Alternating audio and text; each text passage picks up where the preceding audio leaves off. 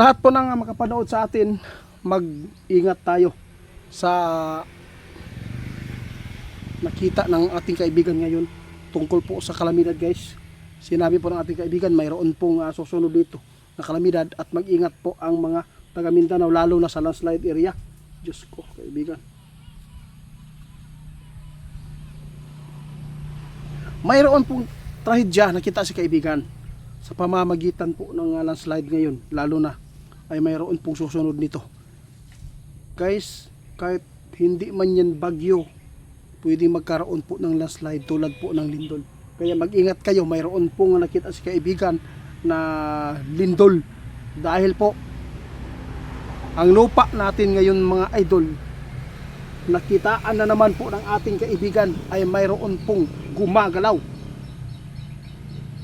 Mayroon pang nakakita na mga sign po doon sa dagat, kaya nagpaabot sila sa atin na ito po ang gusto nila nga mapapakinggan po sa ating kaibigan, kung ano man po itong mga sign.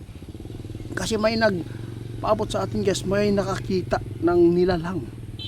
Ang isdang ito, doon lang ito naninirahan sa pinakamalalim na karagatan. Ngayon nakita nila ito doon sa dagat. Ano po ang ibig sabihin nito? Ang ibig sabihin po yan, mga idol, talagang mayroon talagang lindol na paparating dito sa atin. Kaya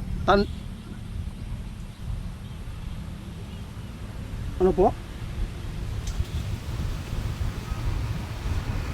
Nung isang araw nakita ni kaibigan, guys, nagbigay po siya ng good news.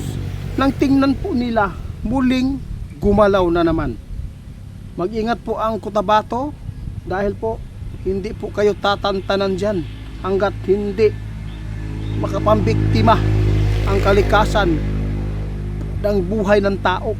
Kaya si kaibigan ngayon, yung nag-request, yung nagpaabot sa atin, yung isda na yan at yung snake, yung si snake po yan, sinasabi nila na makamandag, may nagpaabot sa atin, mga idol. Hindi po maganda itong pangitain. Mayroon pong susunod sa basyang yun.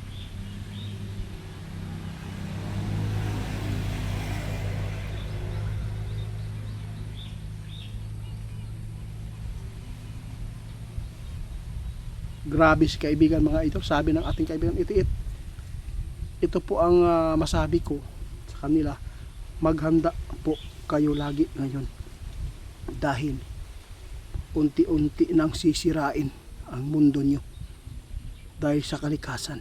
Alam po ninyo, guys, ilang buhay na ang winasak, ilang buhay na ang kinain ng kalikasan, tulad po ng lupa, landslide sa Masara, landslide doon sa Bukidnon, at sa Diwalwal pa. Napakarami, guys. Ang iba hindi na lang po nila pinapaabot kasi ayaw po nila na masirado ang mga mining area. Kaya tandaan po natin ngayon, mga idol, itong mga sign na ipinapaabot sa atin ngayon, mahirap itong paniwalaan, pero ito po ang totoo ngayon na nakita ng ating kaibigan na mayroon talagang mangyayari dito sa bansa natin. Kaya mag-ingat po ang ating mga kababayan doon sa malapit sa dagat. Sinabi na po namin na umalis kayo doon sa malapit sa dagat. Anong nangyari sa Basyang? Mayroon po mga bahay inanod. Mahirap po ba lumikas po sa area na yan? Hindi po ba pwedeng tumira tayo sa mga lugar na ito ay hindi naaabot ng baha?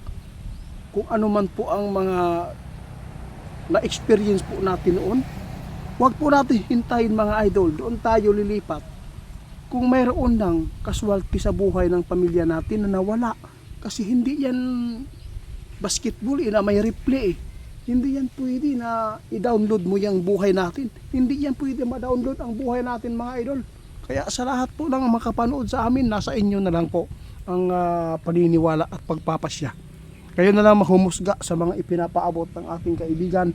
Kaya maraming salamat po sa inyo pagsuporta. Sana mapansin po ninyo yung bago nating Facebook malalaman po ninyo doon ang mga herbal na ating tinuturo. Alam kong kilala po ninyo ang ating legit na mga Facebook feeds, di ba?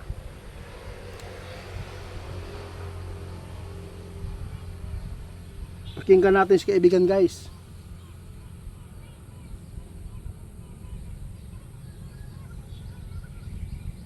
Ito po, ang sabi ng ating kaibigan, grabe po ang aming nakikita ngayon na mangyayari dito sa Pilipinas sa inyo. Maraming buhay po na mawawala dahil sa politiko at politika. Alam po niyo guys, umpisa na po ang patayan dito sa atin.